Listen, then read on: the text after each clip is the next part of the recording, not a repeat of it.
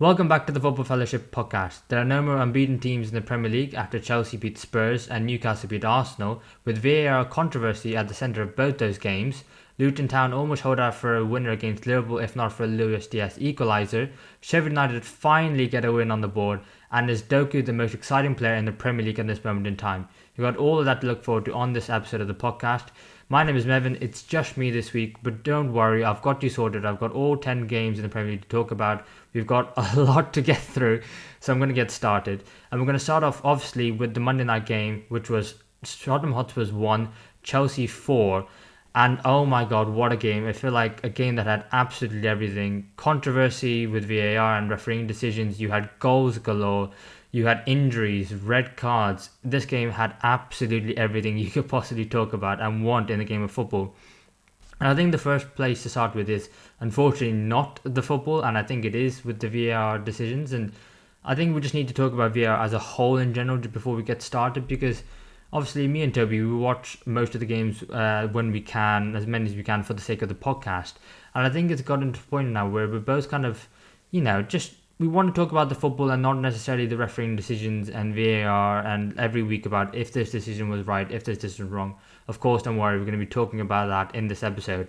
But I think one thing that's been happening recently is the decisions to be taking longer and longer. And I think for fans in the crowd at the stadium, I think it's really hard on them, because for people watching at home, it's absolutely fine. You get the decisions, you get to see the pictures and the stills, you get to see the lines being drawn for offside, you get to know exactly what situation that's going on in the VAR studio Stockley Park. But for fans in the stadium, I think it's really unfortunate. And I think in the Spurs and Chelsea game, decisions took absolutely forever. And I can understand from a refereeing perspective, because we, as fans, we have been criticising them a lot, saying they need to get the decisions right. And if they take their time, that's fine. But we can't get to a point where every single decision is going to take forever, because as soon as you get to that stage, then, the game's going to be there 120 minutes. Fans are going to be there longer than they want to be. Fans at home are going to be watching games for longer than they want to be. And I don't think that's necessarily the way to get forward. So we need to find a way to make VAR faster and more effective. But then also, I think the consistency throughout the league just hasn't been there. I mean, we're going to talk about penalty decisions. I mean, poor Wolves, it feels like decision after decision, they're not getting their way. I mean, they're involved in a decision last week, involved in a decision this week. And it feels like, especially after the Liverpool one against Tottenham Hotspurs, and the fact that Luis Diaz was called offside when he wasn't, we then had the fallout of all of that. You had the VAR coming out and apologising, you had the audio coming out. There's been so many decisions going on, and I think there's a point where, they kind of need to sort it out, because as fans, we're not talking about the games, we're talking about the decisions, and that's something that needs to be sorted out. But, Spurs, who were top of the league, chasing for the league title, came into this game, with a lot of hope and expectation against this Chelsea side, who at the moment have not been having a good run of form as of late. But, Chelsea ended up winning 4-1. And I think the scoreline flatters Chelsea a little bit, because I do think Spurs were arguably the better team on the day, despite the fact that, they went down to 9 men and it was really all their own doing. Because, let's get into it, because the Spurs went in the game, really good start. Kulusevski getting a goal, getting the ball down the right-hand side, driving at Levi Colwill down that side, playing left back. And then, luckily for Spurs, the shot from Kulusevski gets a deflection, beats Sanchez, and then goal gets scored in the back of the net. And I think, Spurs, fantastic start, off to a flyer. And then the game kind of heats itself up, challenges are going in, and getting a bit spicy. And then Romero, I don't know what you are doing, but so far this season, he's been doing exceptionally well. He's done really well in, leading the back line, being the most senior figure from the Spurs perspective, and the fact that he's been in the club the longest, in a young defensive unit. And he's really shone out in how he's shown his maturity, his age, his experience, his wealth of knowledge. And to put in a challenge like that was just so poor. And really, I don't even know what he was thinking, because at that point, Spurs are winning the game, and I don't understand why he thinks he needs to make that challenge. I know I can understand he's trying to win the ball, but Spurs have got men back, they're in a good position. There might be a half space for the Chelsea attacker to try and get the ball, but to make that challenge was just Oh, just a disappointment, really. And the fact that he gets himself sent off, I think it was the correct decision. And the fact that VAR almost didn't give that because of the fact that the play went on, Chelsea went on and had a shot, but the goal was obviously ruled out offside, and then obviously they had to correctly come back to Romero, and he should have been sent off, and that was just so disappointing. And then Cole Palmer, who steps up and puts the ball in the back of the net, and it was a fantastic finish by him. Cole Palmer's really stepped up, as we've been talking about on the podcast for several weeks now. He's really, as Chelsea's last signing, we didn't really expect much from him. He was in the fringes of Man City, looking like he was going to establish himself. But then he's really been doing that at Chelsea. And with the Euros coming up for England, he's starting to put his name into the hat of, a player who can play a few positions for Chelsea. And, he's really stepping up, really doing well. And another goal to add to his tally. And then into the second half, Edoji, this time he gets himself sent off, 2 yellows. And you can see as soon as he makes that second challenge, you can just tell he's got his hands in his head and he's just thinking, what on earth have I done? I'm already on the yellow card. Why on earth have I gone and done that? And, rightly so, he gets a second yellow. He could have maybe got a straight red for his challenge on Raheem Sterling in that first half. But I think the fact that Sterling pulled his leg away from that challenge, the fact that I think it was right, Edoji just got a yellow. It was a strong yellow. He should have the referee maybe should have sent him off. And I don't think Edoji could have any complaints. But 2 yellows, he's off as well. And then Spurs are down to 9 men. And to be fair, it was a very valiant effort by Tottenham Hotspurs because, some of the steals that you come out of the game, the fact that Spurs, you've got Vicario who's, playing a sweeper keeper, and then you've got about 8 Spurs defenders all in a line. They're trying to play the whole Chelsea line offside when a Chelsea player has a ball 5 yards away.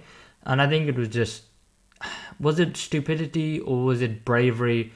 I think that's up to interpretation. For me, I think I'd say it's bravery because of the fact that you're playing against a Chelsea side you can get away with it because of the fact that they're not playing with much confidence at this moment in time, having lost the last game to Brentford. And I think to myself that, if it was another team, if it was Man City, if it was Liverpool, would Spurs have that ridiculously high line? I know Ange came out in the post-match press conference. He said, obviously we would have kept playing no matter if we at 5. I don't think he would have, if I'm being completely honest. I think that would have been a situation where, they would have dropped off deep. They would have looked to be compact. But I think against this Chelsea side who, with no confidence, they could have done it. However, they were playing with fire and eventually they did get caught out. As you saw with the fact that, Raheem Sterling broke the line. He broke the offside trap and then he passed the ball into Nicolas Jackson. And that was happened again and again, Jackson got his second, he then got his third, and he had a hat-trick. And arguably, I've seen some fans on Twitter saying he's arguably had his worst hat-trick ever, and there's just been a tap-in. But, he's got the ball in the back of the net, and we've been criticising him, saying Nicolas Jackson has been doing so well so far, doing everything apart from putting the ball in the back of the net. And when he does do it, you can't criticise him for it. And I think 3 goals, that will give him the world confidence. It wasn't the best hat-trick, but a hat-trick nonetheless. And, Chelsea get a 4-1 win. And what a weird game. As a Spurs fan, you must have such pride in your team for the fact that, regardless of the fact you went down to 9 men, that you played so well.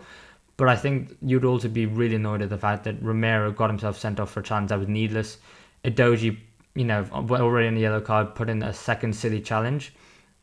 But the fact that for so long you held out for so well, and you could have gone 2-1 up. Son had that one chance. It was a tough chance, but a player of his quality and with the form he's been in recently, you would expect him to maybe be able to take that chance. The one where it breaks out to him and he takes the ball, takes the shot with his left foot, but then Sanchez makes a save. I think you just have to go fair play. Spurs for trying. The fans you could see were really, they were really happy with the performance that the team put in. The fact that they gave him a standing ovation at the end. The fact that, they stuck to the principles and never faltered from that. But I just think that, when you go down to 9 men, you can't really hold out. If you go to 10, maybe you can, but 9, Chelsea eventually, regardless of how poor they were playing, were eventually going to get the win and got the 3 points. And 3 points lane, as Chelsea fans now like to keep calling Tottenham Hotspur, because despite the fact that they were, second in the league table going into the game, could have gone first, carried on their unbeaten start, but they can't do it no more. And there's no more unbeaten teams in the Premier League. Next week, obviously, Chelsea have the big game against Manchester City. How are they going to cope? Because regardless of the fact that they won for one, like I said, the scoreline flattered them. And also, I think that, they didn't play too well. I think Mudryk wasn't great. I think Conor Gallagher, was rushing his passes. I think Enzo was rushing his passes. The defence didn't look too comfortable playing the ball forward and breaking through his lines, even with Spurs and 9 men. I think that they are going to struggle in that game against Manchester City, and I think it's going to be one where Chelsea really need to turn up, and the best version of Chelsea do, because if they don't, I can see Manchester City really, really giving them a tough game. Spurs, with the injuries as well to the likes of Mickey van der Ven and James Maddison, the whole team is going to be so different next week. And this is what we're saying about Spurs, if they can be in the title challenge or not.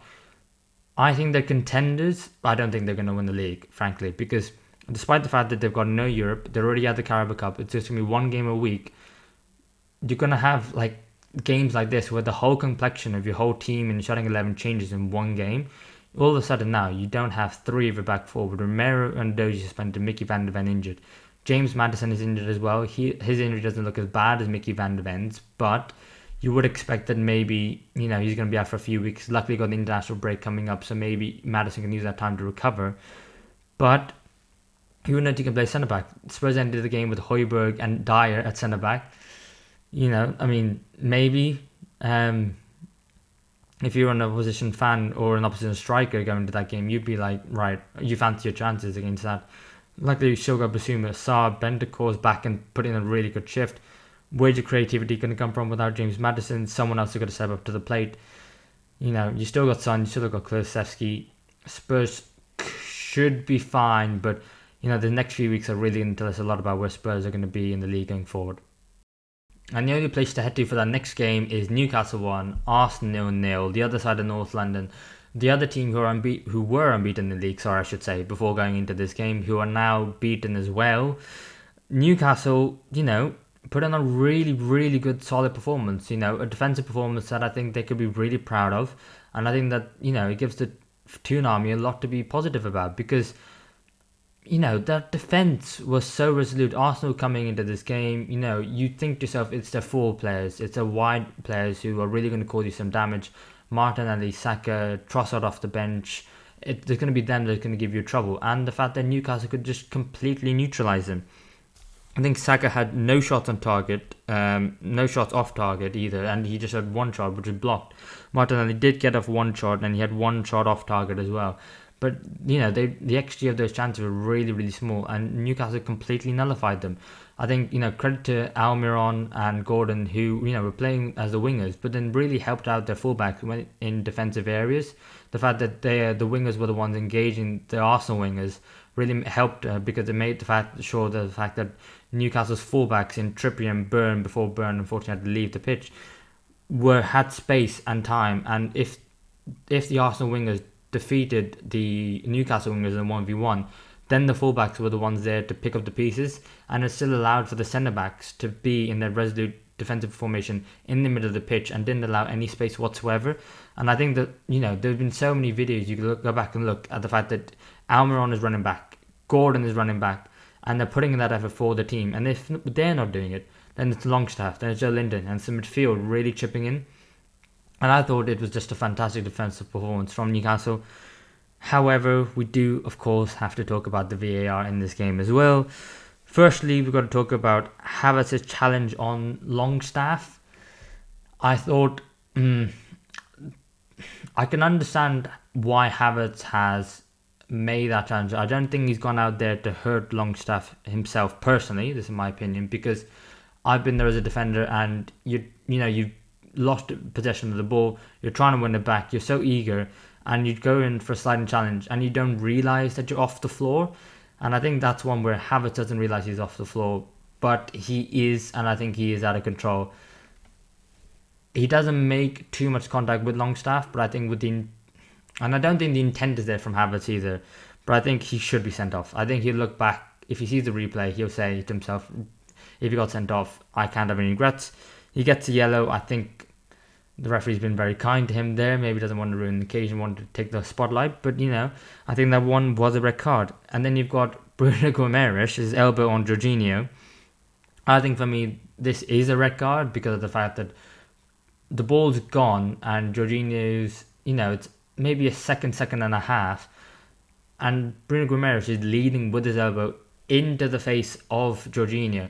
And I think to myself, there's no natural running position in which you have your elbow that high at that angle. I think if his elbow maybe came to his chest, fine, you can understand that, and because he's trying to maybe get his arm across him to get himself in between Jorginho and the ball. But with the elbow that high, I think he should have been sent off. So I think there's two players who should have been sent off, one for either side. And then of course with the goal for Anthony Gordon, I don't know. I mean, is the ball off the pitch? Is it not off the pitch? I mean, depending on what angle you look at it, it's not clear, it's not conclusive. And I think it's one where VAR can't do much there, because obviously people are saying with goal line technology is very obvious and clear if the ball is crossed the line or not. Yes, but we don't have that technology implemented throughout the entire area of the pitch. If the on-field referee is saying that the ball is hit on the pitch, VAR cannot conclusively say it's not. That's just my opinion. But then when the ball comes back into the box, I think Joe Linton does have his two hands on Gabriel, so I think that it is a foul on Gabriel. And this is where it's confusing, because they do one thing right, but then they do another thing wrong. And I think the Newcastle fans will say, Joe Linton's just trying to, raise his hands and get above Gabriel. But if you see the angle that Gabriel ends himself being in, I don't think he ends up in that position without two hands on his back. And so I think that goal should have been disallowed. And then whether it's offside or not, whether Joe Linton touches the ball or not, or Gabriel's head, Gordon puts it in the back of the net. And, it is 1-0 Newcastle. But again, more controversy, more decisions, I'm not too sure. And I don't think really anyone can say with 100% certainty. And I think that's why we're still debating it, really. But, I think a superb defensive display from Newcastle. I think Arsenal, beaten now for the first time in the league. I don't think it's cause to worry. I do think Man City now do have the initiative. I mean, at the start of the season, everyone was saying if there's going to be Man City and Arsenal, which of those two teams are going to be the one to, really find themselves, challenging for the league. And I think Arsenal, it's a loss. I mean, Manchester City lost 2 games in a row. So I don't think Arsenal, after losing one game, you can say that all of a sudden they're not in the title race. I think they still are. Is the initiative now in Man City? Yes, of course it is. But I do think that Arsenal just have to brush themselves off and go again. I mean, are they playing scintillating attacking football? No. They were doing that last year, yes, admittedly. But once you do that last year, teams are going to wise up against you, and they're going to figure out your patterns of play and figure out ways to nullify you. And they have, and to an extent. And Newcastle found a way to do it completely. And so Arsenal couldn't score a single goal, and they couldn't respond to Newcastle. I think having Martin Odegaard injured and not available for this game was a massive blow. I know people have been saying that maybe Odegaard hasn't been playing his best, but as just said, the whole Arsenal team haven't been playing the best, but they should be getting the points, so it doesn't really matter. I think that left-hand side in midfield of the 8, that is still an issue. The fact that we saw Jorginho playing in the 6 and Declan Rice playing in that 8 today, I mean, it was fine. I think Rice had, Rice was the best player on the pitch for Arsenal. I think whether he plays in the 6 or the 8, he's the one outstanding player so far this season. He can really hold his head up high because of the fact that his performances have just been outstanding regardless of who's been around him. And he's had a lot of people around him, and regardless of the team they're playing up against. So Declan Rice can hold his head up high. I think the rest of the Arsenal players just, there's something needs to be clicking. I don't know what it is. And I don't think anyone can really tell you what it is. I think maybe, they just need a few games where, you got Jesus up front, Saka on the right, Martinelli on the left, the best front three, the best midfield. Because, you've got Partey injured again, which was a blow. And I think it's just not clicking for Arsenal at this moment in time. But they're still winning games of football, getting points. I don't think there's anything to worry about. Newcastle, they are the real deal. They've had a tough few fixtures at the beginning of the season, losing to Liverpool, losing to Manchester City. But I think, they're showing that, despite the fact that they've picked up injuries themselves, that they can mix it up with the big boys and they can go again this season. Obviously, the worry is fixture congestion. With Champions League, they're struggling in that they lost to Borussia Dortmund. They've gone Borussia Dortmund again this week now. However, you've also got to think about the fact that Dan Burns now could be out for 3 months, apparently, is what Eddie Howe is saying. But that also means that Matt Targett is out injured. So do you play Livermore at left back? Do you play Trippier at left back? Moving from right back where he's been so efficient, did that nullify him? How does that impact how Newcastle want to play? Does Livermore come in? Or if you want to keep Trippier right back, does Lewis Hall come in at left back? And you've got issues in midfield with Tonali being out injured. You've got Callum Wilson touch and go. Harvey Barnes is out injured. So there's a lot of issues for Newcastle to worry about at the moment with the adrenaline, with the fixtures coming. They don't have time to worry because they just have to go into the next game. And I think that's how maybe they excel and do all right. But it's going to be interesting going forward. I think Newcastle will be fine. I think Arsenal will be fine. I think it's just one of those games where coming up against a rival who is on your level, and I think, sometimes you can lose us, and that happens. But credit to Newcastle because they did a fantastic job. And next up, we have to talk about Luton Town 1, Liverpool 1, in what was a really, really good performance by Luton, and what's actually, a very poor performance by Liverpool. And do you know what? I want to give credit to Luton because I think Luton made Liverpool look really average. Going into the game, a lot of people were saying about Liverpool's record against Luton and the fact that they haven't done well in recent encounters, even if those recent encounters have been like a decade or so ago. But Luton, at home, they've got to try and conjure up something, and this performance was the epitome of that. Liverpool did start off well. Nunes had some very early good chances. I mean, Nunes, I don't know where to start, but Nunes, he had 3 big chances in this match. He missed all 3, hit the woodwork once, and it was not a good performance by Darwin Nunes at all. I think, if one of those early chances does go in, then, maybe the whole complexion of the game changes, and Liverpool maybe do win this one quite comfortably, because you have that early chance, especially with the ball over the top. Nunes controls on his chest, takes it on his knee, and then hits the woodwork. That one really should be going in, if you're asking me for my opinion, because the fact that I just think a lot's been made about Nunes post the Luton game, especially because of the fact that he's had all these chances and he missed them.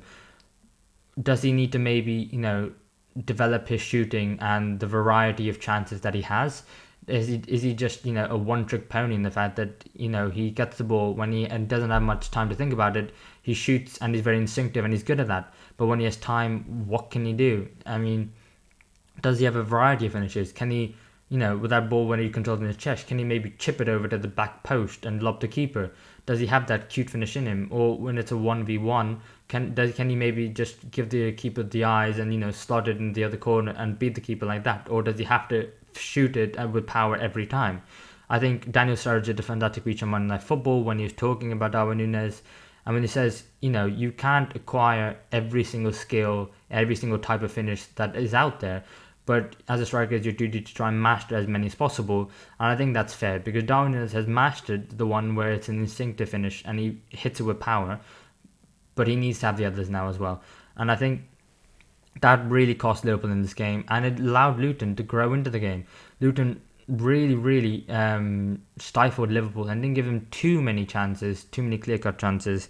But, on another day, Liverpool could have been more clinical. Luton's game plan was obviously sit back, defend in low blocks, and, try and target as wide as Liverpool, as we've seen lots of teams do so far this season and in previous seasons. Especially down Liverpool's right-hand side with Trent Alexander-Arnold inverting. The vast majority of Luton's chances were coming down Liverpool's right, Luton's left. Without Benny down that side, as Toby's been talking about on the podcast, he needs to start because he's been doing fantastically well. And he is absolutely rapid as well, rapid and direct, and he gives Liverpool down that side so many troubles. And, for another day, he should have maybe got a goal, got an assist as well. But I think, for Luton, Ross Barkley was incredible. I think Kabore was incredible. I think Kaminsky in goal was incredible. And I think they just had one of those performances today where they knew when they had an opportunity, they had to pounce, and they absolutely did that. And Ross Barkley had a fantastic game, and it was from a Liverpool corner, in fact, that Luton broke. But Ross Barkley controlled the ball and actually beat a man. And if it was any other player in the Luton team, are they maybe just hoofing that upfield and hoping for the best and just saying, let's regroup? But because of the fact that it's Ross Barkley, he's got that experience in him now at his age.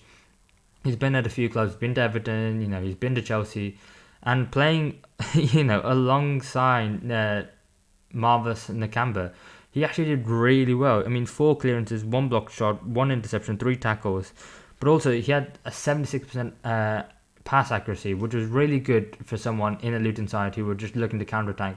But like I was saying, for Luton's goal, on the edge of the box, I think he does Alexis McAllister actually, and then he dribbles out with the ball, and then it's a 3v2 if on the counter attack, and then as you can see, he looks around the shoulder, he can see Ibrahim Konate coming, and Konate just looks to try and wipe him out, but then as he's coming, Barkley passes the ball out wide to Kabore, who has just got an absolute engine on him, who's also another one who he's got the pace, he's got the power, and he's got a ball into the box with him, which is of high quality, because he puts that in, and then Tahi Chong, who just come off the bench, puts it past Alisson Becker, and it's 1-0 Luton.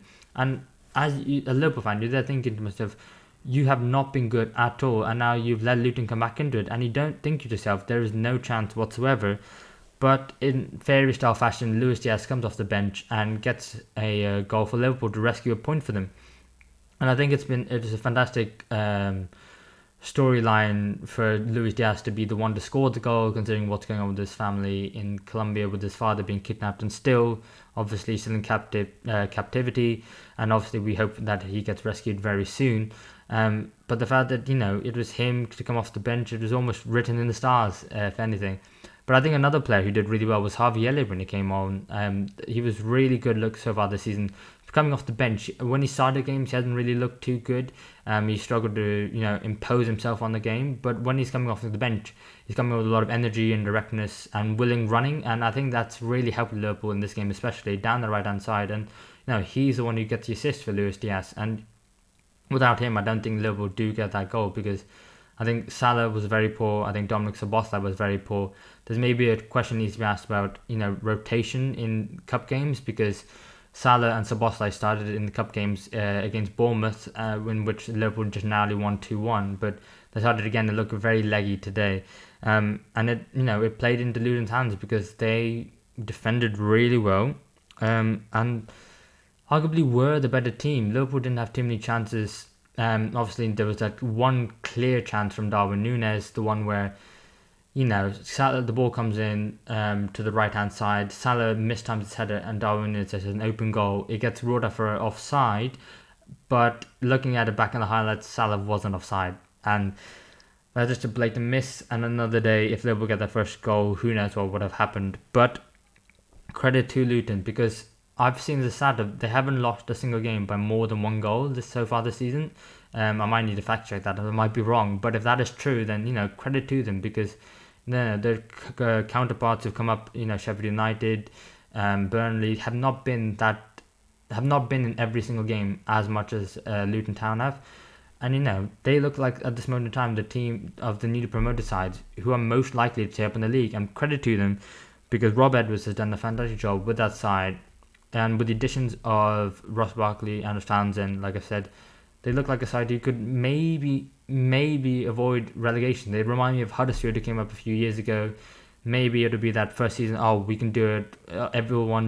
No one expects us to stay up. It's us against the world. And maybe they could do it. Who knows? We'll have to wait and see if they can get enough points. But, another draw and work their way up. Liverpool, I think, bad day at the office. I think they need to dust themselves off after that. They are still, because of the fact that Arsenal lost, Spurs lost, and it's only Man City who won, that they are still in running for the top 4, still in running for the league. Only 3 points separate the top 4 at this moment in time. We'll have to see. You'll have to see going forward. But yeah, I think nothing to worry about for Liverpool. The fact that they got the point and the fact that it was Luis Diaz, I think it was a bittersweet feeling at the end of the game. Luton Town, fantastic performance. And then moving on to talk about one of the other newly promoted sides, Sheffield United, who finally get their first win of the season against Wolves. Sheffield United 2, Wolverhampton Wanderers 1, and now become the last team in the top 6 divisions of English football to get a win, which is a remarkable feat. 11 matches in the league it took them to get that, but finally they have done it against Wolves.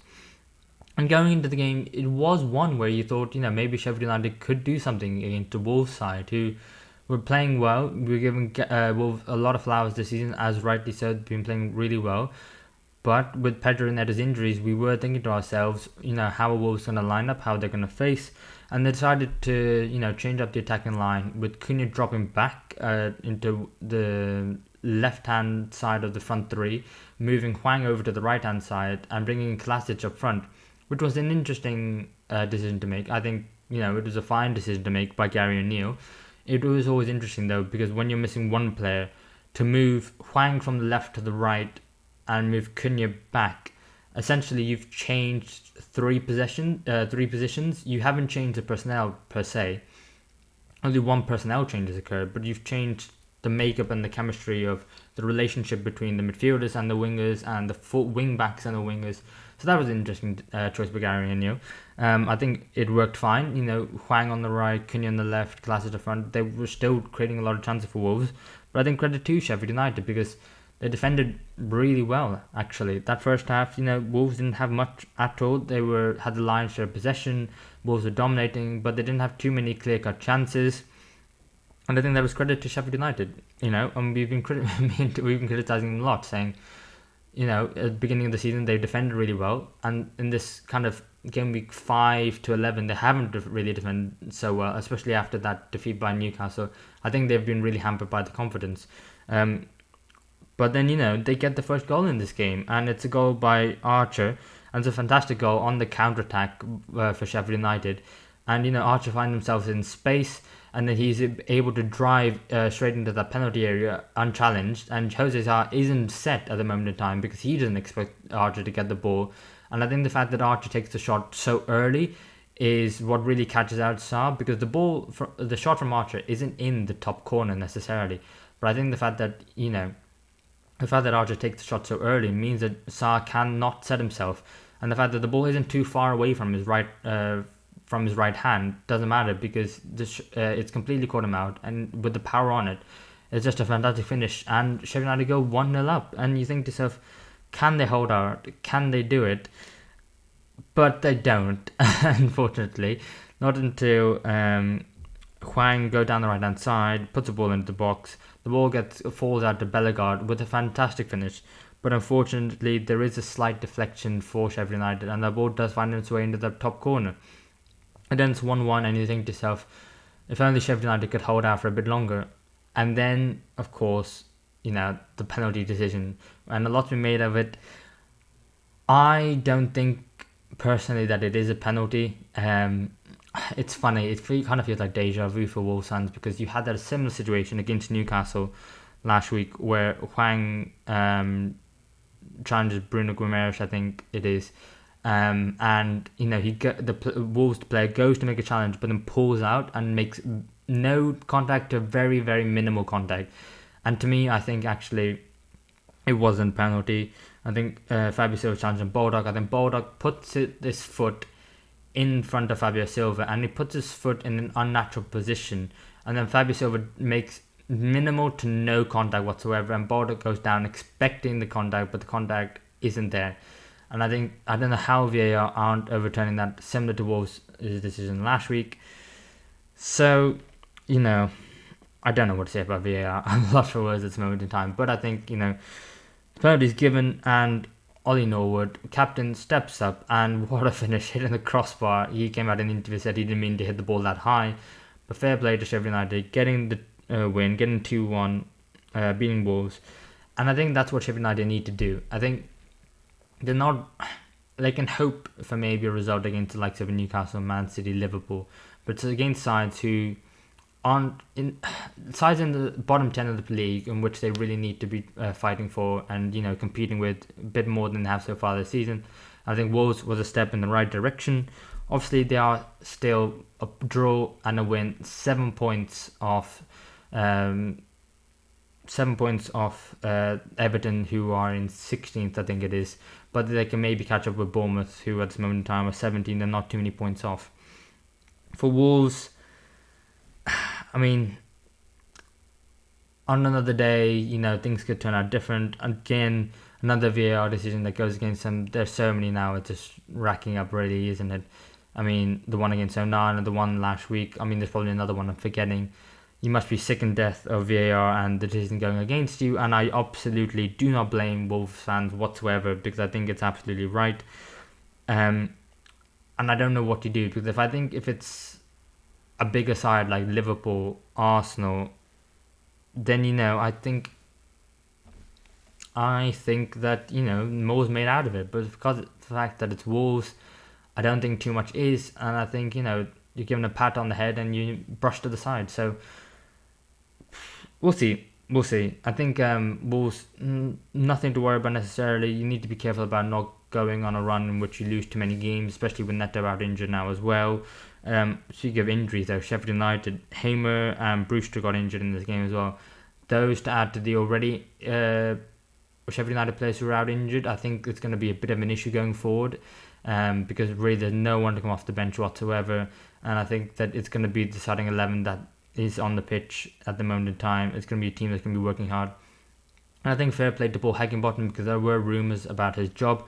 I think though Sheffield United in the next 3, I think they've got Brighton, Burnley and Bournemouth, which are massive games, especially after the international break. Bournemouth and Burnley, we'll have to see what happens. Those are relegation 6-pointers at this point, absolutely without a shadow of a doubt.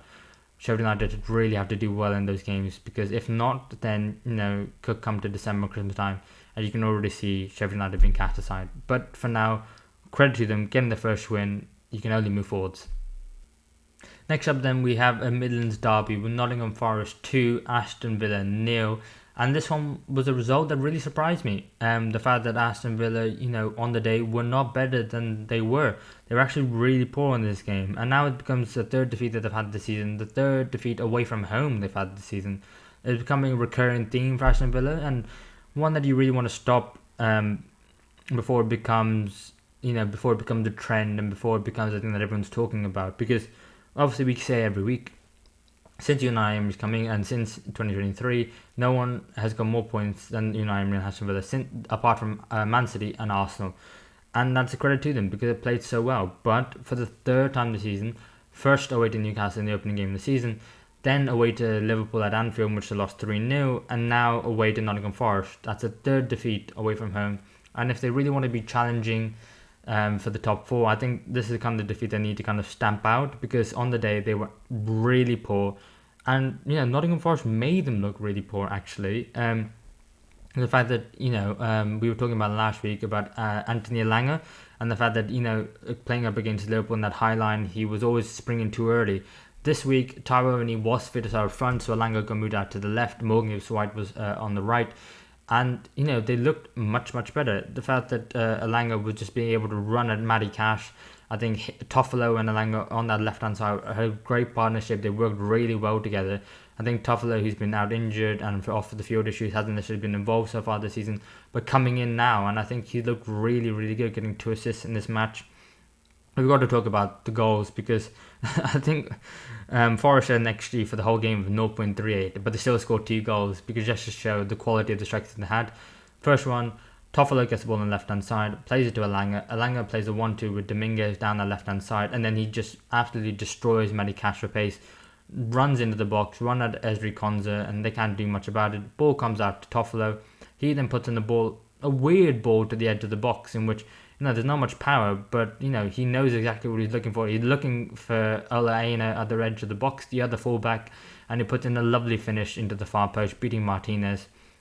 And I think that was a lovely finish, because the way he hit it with the side foot, normally you maybe go with your laces, you maybe go with the outside of your foot trying to curl it in.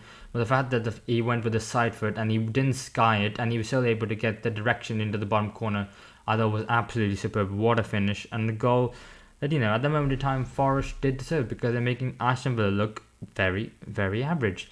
the fact that Aston Villa were passing, trying to break the low block of Forest, but they were just doing it so slowly. I think Boubacar Kamara and Douglas Luiz, who we give praise to every week on the podcast for being absolutely outstanding, this week were the reason why Aston Villa, I don't think, performed so well, because of how they were passing the ball too slowly. If there was a switch on, the ball wasn't getting out to them. If there was 1-2 to the wide players, the fullbacks, the wingers, it just wasn't happening. And far too often, Douglas Luiz and Boubacar Kamara were passing between themselves and then making the pass out to the wide players. But then it was too slow and allowed Nottingham Forest to catch a breath and reorganise themselves. So the threat wasn't there, and they weren't able to break the lines or break the defensive third of Nottingham Forest as quickly as they should have been able to if they moved the ball quicker. And then that second goal, as soon as at the beginning of the second half, it was just a terrible, terrible goal to concede from Aston Villa perspective. Fantastic goal from Nottingham Forest. Again, this time Elanga comes in deep, and then Dominguez makes that run over the top, and the ball gets played over the top by, I think you want to say Muriel, I think is the one who makes it. After the ball gets recycled, Toffler finds himself with the ball, and then he passes the ball to Mangala, who has got acres of space. There's no one marking him whatsoever. And then he has a shot. The shot is saved by Martinez, but he gets a whole hand to the shot, and the fact that the ball bounces then into the net and it is well over the line. It's not even clear. I don't think you need goal line technology for that. It's a goal to to Nottingham Forest against Aston Villa, and Martinez will be looking at himself and he'll be killing himself for that, because that was a bad goal to concede from the whole Villa perspective. But I think Martinez, for a goalkeeper who just won the Yashin Trophy at the Ballon d'Or, he should have definitely done better than that. And then Villa could not find a way to break him. They missed two big chances this game, and I just think this game was just not their day. In the derby, I think Nottingham Forest just wanted more defensively resolute, playing in a 4-4-2 formation. They were just impossible to break down. And I think, fair play to Nottingham Forest, because they were another team that me and Tiff, we talk about week in, week out, and the fact that we thought they were going to be in the relegation, in there and thereabouts. And in league position, they are there and thereabouts. But in terms of points compared to the teams in the bottom four, we'll say, they have, are quite clear actually, and quite clear comfortably. And if they keep having performances like this, then they will do well. This on the result of the back of last week's performance against Luton, which they gave up the fact that they gave up a 2-goal advantage at home. Then last home game just goes to show that that they are learning, they're developing, and for Steve Cooper on the side, things are looking positive. And for Villa, just brush yourself off. I think the next game at home, they really do well at home, and with Watkins and Douglas Luiz, I think they'll be absolutely fine. And then we move on to the fifth game of game week 11. It was Manchester City 6, Bournemouth 1. Very unusual for a game with 7 goals in it to be this far down the pecking order. However, with all the fixtures and goals controversy so far, this was the soonest we could talk about Manchester City. And there's only one place to start, or should I say one person to start with, and that is Jeremy Doku. What a fantastic individual performance it was by him. Question marks going into the season because of the fact that, Riyad Mahrez has been sold. Doku has come in, and a player from a new league, how long is it going to take to adapt to Pep Guardiola's style of play and the system? We've seen players historically take a while to adapt. Rodri, who's a world-class player, arguably the best defensive midfielder in the world on his day, and we're talking about it took him maybe a year to 2 years to really adjust to Pep and the way he wants to play. Doku has just absolutely hit the ground running, and he is such an exciting player to watch as well. I think he provides something different in the fact that he's direct, he's got abundance of pace, and then the fact that he can go either way as well, and really defenders have no idea where he's going to go, as he could in this match, because he had the Bournemouth defenders on toast. Max Aarons, I think, had arguably, he will have his toughest game ever in his entire career. Doku had him on toast. He's going left, he's going right, he's showing the byline, and then Doku was taking it, and he was still beating him. And even when you were doubling up against him with using midfielders as well, you could cut inside and play a pass, play a 1-2, and still find the bottom corner, getting assists. I think Jeremy Doku clearly man of the match, an absolute fantastic performance. And I think it's one where we have to say that, people were saying that, it's a shame he's gone because, Pep Guardiola is going to stifle his creativity, referencing Jack Grealish in that regard. But I think, Jack Grealish is maybe, the exception rather than rule in the fact that he looks less creative than he did when he was at Aston Villa at his previous club before joining Manchester City. But I think, the likes of Pedro, the likes of Alexis Sanchez, Mahrez, I think Pep Guardiola has developed so many wingers over his time, and he's made so many of them look world class, that just because one winger, looks like he's having less creativity doesn't mean that they're all going to be like that. And then Doku, for me, he probably won't start next week because that's Pep roulette and the way it works. But I think he was just absolutely fantastic. And I had to write down the goals because of the fact that I cannot remember all of them because of the fact that there were so many. So the first one we had Bernardo Silva on the edge of the right-hand side of the box. He feints to go as if he's going to shoot on the inside, cut the ball inside and take a shot, but then he doesn't shoot. He feints it. He pulls the ball back to Alvarez on the right-hand side. Alvarez puts a cross in, and then Haaland hits the post, and he really should be scoring for a player of his quality. And then obviously Doku opens the goal with the first one. The ball comes out to him on the left-hand side, and that's what's great about it. He can play on the left, he can play on the right, and he's so versatile. But then he gets the ball on the left-hand side. He comes inside, plays a 1-2 with Rodri, and then he's just there before everyone else, even though there's about 4 Bournemouth players, and then puts the ball into the back post, beating Aarons and Alex Scott in the process. The second goal is by Bernardo Silva with a Doku assist. Walker passes the ball, and Doku has a 1-2 with Kyle Walker. He then stands up Chris Mepham, and then Chris Mepham, he's Bambi on ice because he doesn't know where to go. And then he passes the ball into Bernardo Silva on the inside, and Bernardo Silva just slots it past the Bournemouth goalkeeper. The next one is the goal by Akanji, which takes a deflection of Jeremy Doku, but then the ball comes out to Doku. Bournemouth try and close him, and then he goes to shoot with his right foot, cuts inside to his left foot, takes the shot, just comes off Akanji. It's a shame it doesn't get given to Jeremy Doku because he absolutely deserves that goal. And then Phil Foden's goal, yes, with the Doku assist. Doku again in the second half. Doku against Max Aarons again. Like I said, Max Aarons had an awful game. And then he goes to Max Aarons, shows Doku he's got lots of space on his outside. He can go to the byline if he wants. Doku decides, I could do that, but I'm not going to. And he cuts inside, passes the ball to Phil Foden, who just slots it back. And Doku. There's just so he just had a fantastic game. Bernardo Silva again with the goal, and Jeremy Doku with an assist, and that one was arguably the best assist of the lot. Doku with the ball on the left hand side. He then cuts inside into space and plays a wonderful crossfield pass to Bernardo Silva, who chips it, and Guardiola calls him Messi-esque. I wouldn't go that far, but it had shades of it. And then Ake goal at the end with an assist by Bob. Obviously Bournemouth get a consolation with a Max Aaron assist and Sinisterra goal, but I think Man City were just dominant on the day and far too good. And where do you go from here if you're Bournemouth? Because you pick up a fantastic result last week, but now you get smashed by Man City 6-1. Bournemouth, I think, have never beaten Manchester City, which is not good for them, but I think they go into the next game and they just brush it off as just another game. Man City absolutely dominant, and they go into the game against Chelsea full of confidence, and I think they'll be far too good for Chelsea on the day. And our next game is Brentford 3, West Ham United 2. What a game! To be fair, I didn't actually expect this. I thought it might be a bit of a turgid affair. I thought West Ham would defend low and kind of let Brentford come onto them, and Brentford wouldn't really have the quality to break them down. And West Ham, I thought, might win the game actually. But credit to Brentford, because that's a third win in a row now.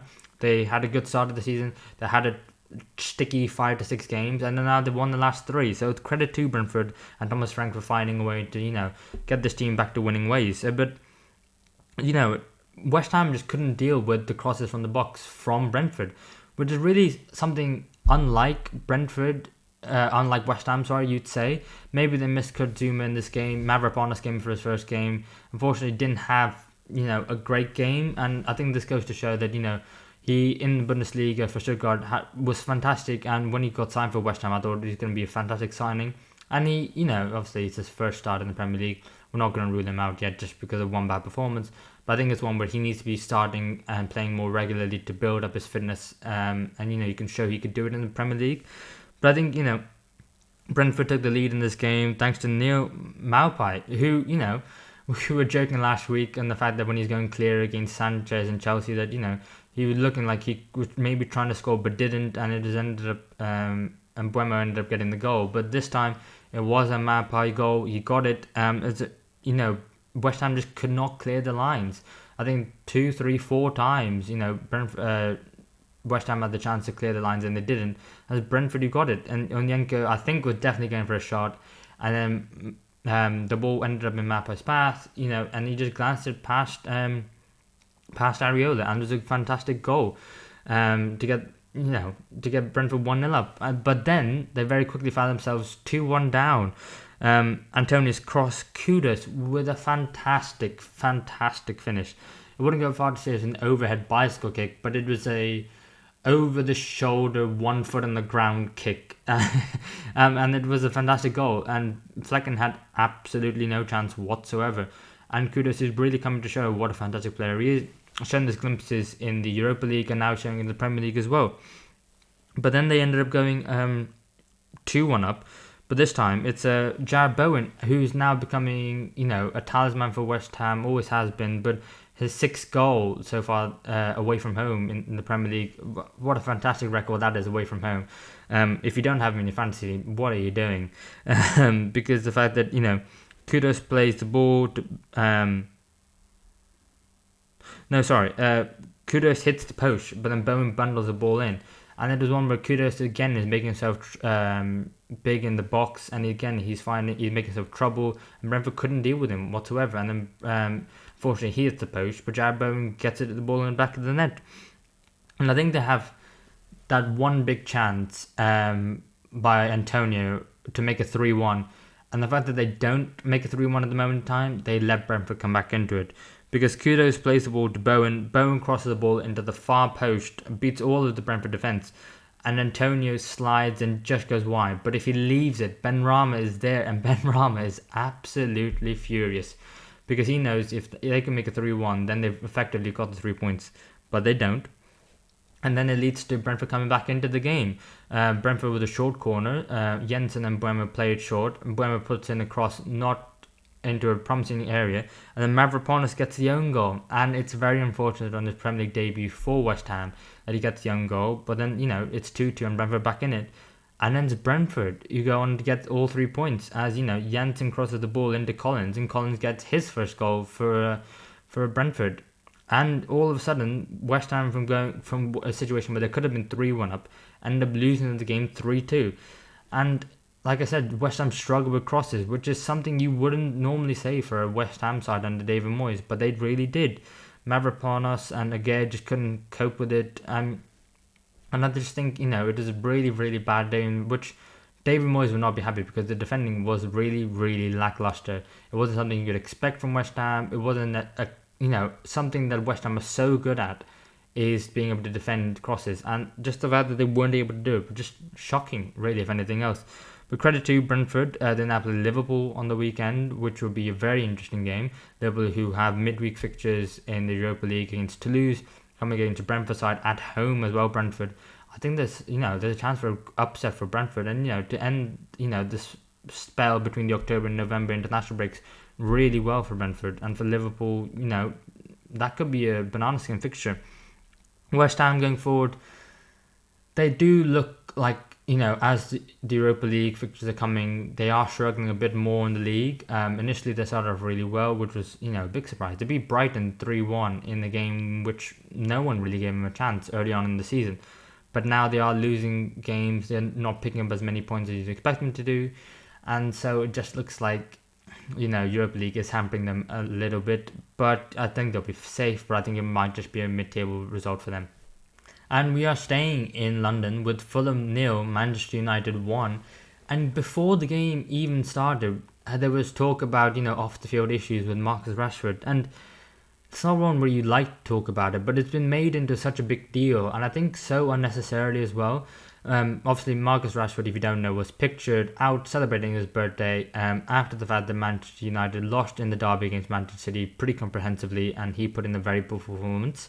He was not then included in the matchday squad because of an injury, it was later revealed. But then this led to people speculating about, Marcus Rashford, should he be more professional? What is he doing going after his birthday? And I think it was just a massive overreaction completely by the football community, because I think the fact that a footballer goes out and celebrates his birthday, he is not drinking, he is not staying up too late, and it's not like it's the game the day before the game. It is a few days before the game, so he's making sure that, it's not letting it kind of impact the game performance if he were to play. Unfortunately, he had an injury. And I think it was just completely blown out of proportion. And the fact that we even have to talk about it as a thing, I think it's just a complete non-issue. I think maybe he should have been a bit more careful in who took photos. But the thing is, footballers have lives as well, and the fact that it was his birthday, I think it's a massive overreaction, and there's no need to talk about it. But I think the player who came in this position because he wasn't fit for the game, Alejandro Garnacho, had a fantastic game actually. And, Marcus Rashford hasn't been in a good vein of form himself. And people have been calling for, not for him to be booted out of the squad, but just bench and Garnacho to be given a chance. And I think Garnacho was, Man United's best player in this game. I think his all-round play, his link-up play, the fact that, against Castagna, he was, a Premier League defender and a solid one at that. You just, couldn't get anywhere near him. And I think Garnacho was showing that despite not getting a goal or assist or attacking returns in this game, that his all-round play was much better than Marcus Rashford's has been so far in the last few games. And then he deserves a start, in midweek in the Champions League against Copenhagen, and in the weekend as well if he plays well again. But I also think another player who did really well for United was Harry Maguire. And I think there's been maybe too much of an overcorrection in the fact that people were criticising Maguire, and I think kind of unfairly, and now people are heaping loads of praise on him because he's doing well. I think he played really well in this game, despite the fact that it did look like he may have had a concussion, and the United medical staff were saying, no, he's fit to play, he's absolutely fine, and if he is, you cannot doubt the medical professionals because they're the experts in the field. But something didn't look right with Maguire. But despite that, he had the most touches, most clearances, won the most duels, won the most aerial duels, and he was first from Man United in all of those areas in this game, and he was just an absolute colossus. But more than that, I think his passing was absolutely exceptional in this game, and I think that's one thing which we haven't seen from Harry Maguire as much, because we know he can defend really well. We know that, but the fact that United paid £80 million for him was because as a defender, he can also make those passes breaking through the lines, and he did that 5 or 6 times in this game and really started an attack for Man United. And that's something we haven't seen too much, and that might be a result of the fact that he's low in confidence, but more performances from Harry Maguire. And people were saying that maybe Eric Ten Hag might have to give him a chance. It was interesting that Rafael Varane, who is now fit and on the bench, wasn't playing. I thought maybe he should have been playing, but Varane and Maguire, his injury issues are starting to relieve. But Fulham, I don't know what to say about Fulham, really. Because if you think about the goal that United scored, Fulham had maybe 5 or 6 chances to clear the lines and just shanked it on every opportunity. And, Bruno Fernandes with a lovely finish in the end. But you really have to talk about the fact that Fulham's defending for that goal was not there, was not good enough at all whatsoever. And, they really shot themselves in the foot because Bruno Fernandes didn't score until the 90-plus first minute of added time. And they really had a chance to get a 0-0 draw at home against Man United, and they just didn't. And I did think to myself that, maybe United would win this game because of the fact that away from their home fans, you maybe put a bit of too much pressure on them at this moment in time because the results are really bad, and, it allows the team to play a bit more freedom, and they did. But Fulham, I was really disappointed in that because from Marcus Overside, who defend really well, they had a fantastic point against Brighton last week, and they could have had another fantastic point again, but just to throw it all in the last few minutes was really disappointing and not something you'd expect from them. I think you need to give Marco Silva a striker if you're the owners of Fulham. The fact that he signed a new contract and the fact that he's committed himself to at least 2026 at the moment with Saudi interest looming over his head, you just have to give him a striker. I think regardless of who it is at the moment, Jimenez, who's the other one? Who's the other striker? Carlos Vinicius, that's it. Jimenez, Carlos Vinicius, whoever they play up front, they're not doing business at the moment in time. They didn't really create too many chances because Man United was so good at the back. But Fulham definitely need a striker because with a striker they would be, a team who could maybe find themselves a bit higher up in the table. But Man United, like we said, They need to pick up 3 points. I've been saying on the podcast every week. They've now done it, and they've done it with a decent performance as well, which is encouraging. So hopefully they can continue on that and have put a few string of these performances and results and work their way up the table.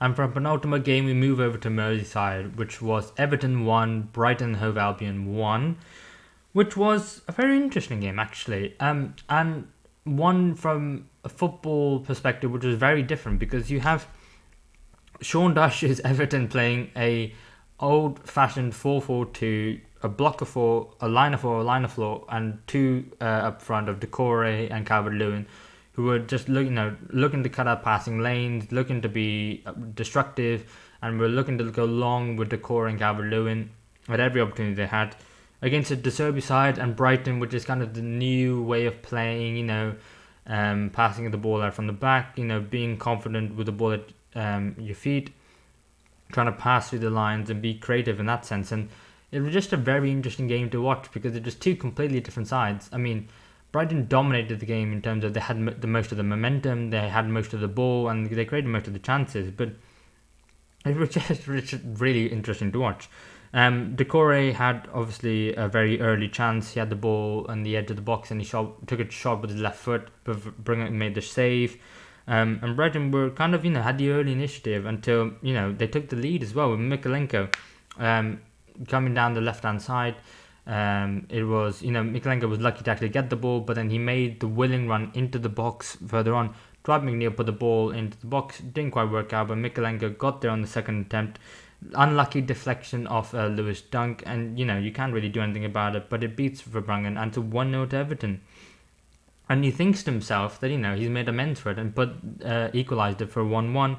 However, it doesn't quite work out because the ball it's been called off for offside. You do have to question the Everton defence for that because of the fact that there was absolutely no one marking him. It was just a free header from a corner, from a free kick, and a set piece. But thankfully for Everton, it was called offside. Unlucky for Brighton.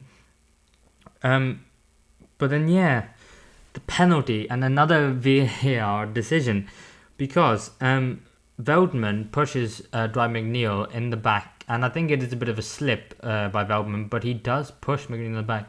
VAR doesn't intervene because of the fact that they don't believe it's inside the box. I agree, but it is very, very, very close, and it is borderline, if anything. And so that's one where if the on-field referee gives it, I'm not sure if VAR are going to overturn that decision, but it's not given, and you've got to move on. But then Matoma ends up so late on in the game, ends up being the one who equalises for Brighton. But in fact, it's actually an own goal by Ashley Young, and it's very unlucky because Matoma, he beats Harrison, he gets a run in at Ashley Young, and he's just looking to put a cross into the box, and it comes off Ashley Young's thigh, loops over Jordan Pickford and into the back of the net. And for that goal, I do have to question Jordan Pickford because you can see the ball, you can see the deflection, you can see the ball looping over him, but he decides to stand still. He doesn't even take a step backwards on his line to try and see if he can make it. And I know Match of the Day made a thing about, should he have gone with his left hand since it's going over his left shoulder? Should he not have gone with his right hand? For me, he's a goalkeeper. I'm not a goalkeeper. I've never played in goal. He can go with whatever hand he feels comfortable with. But I feel like he does need to just take a step backwards, and then he can easily tip that ball over the top of the bar, in my opinion. So it's one which Everton were very unlucky because Brighton didn't create too much. But, credit to Brighton for getting themselves in the way. You find a way, whatever way that is. And they continue fighting for a place in European places. And Everton, just pick up another point at home. Cannot get a win yet at home, but they will get there eventually. And then we have the final game of the game week. Burnley 0, Crystal Palace 2. And I just feel a bit bad for Burnley at this moment in time because I know what Vincent Kompany is trying to do in the fact that, he's trying to stay true to the style of play that Burnley played in the Championship, was the style of play that got them promoted and they did so well with. But I just think coming up against this Crystal Palace side, it was just evident in the fact that, you don't have to play well, you don't have to play free-flowing attacking football. It's all about putting the ball in the back of the net and getting the 3 points, and that's all that matters. And Crystal Palace did that in this game, and Burnley didn't. Burnley had a very early chance. Amdouni had a free header on the edge of the box, not on the edge of the box, on the edge of the 6-yard box, which he should have at least hit the target, but he hits it wide, doesn't give Sam Johnson the save to make. And then, they have then Crystal Palace go into the lead. Johnson plays the ball to Anderson. Anderson plays a long ball to Ayew. Ayew puts the ball on the back post and then slaps there. But Bayer, I don't know what he's doing. He should clear that. But then he doesn't clear it. Ayew gets the ball off him. He then slips. And then it just gives Ayew, time and space to make a decision. And Ayew just finds the perfect ball into the back post and, Stubbs converts it. And then you think to yourself, that is such an easy goal to concede. And Vince Kompany must, he exudes a calm persona, but he must be absolutely furious at that. Absolutely furious. Gudmundsson also has another chance in the second half, but he, only can shoot wide. And, they dominated the game, Burnley. They had most of the possession, they had most of the momentum, but they just could not convert any of their chances. And late on in the game, the ball gets played down Burnley's left-hand side, Crystal Palace's right. O'Shea tries to clear the ball with his weaker foot, can't get much distance on it. The ball makes its way to Everett Chiesa on the edge of the box. He plays it to his left, and then there's two Crystal Palace players there who are ready to put the ball in the back of the net. But Mitchell gets getting his first goal, and I think like 900 or something days. And it's one where Crystal Palace win 2-0.